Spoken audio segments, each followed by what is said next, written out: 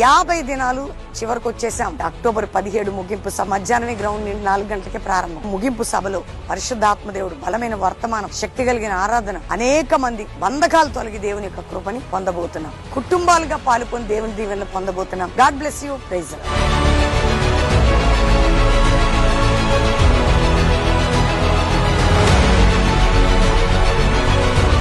Lord. రోజులు ఉపవాస ప్రార్థనలు మా కుటుంబంతో సహా వచ్చి మందిరంలో పాల్గొనడానికి ఇచ్చిన అవకాశం బట్టి దేవునికి వందనాలు. ఇక్కడ చక్కటి ఆరాధన మరియు దేవుని వాక్యం ద్వారా బలపరచబడుతున్నాం. ఇక్కడికి వచ్చాక అసలు ఎంతగానో ఆత్మీయంగా బలపడ్డాము.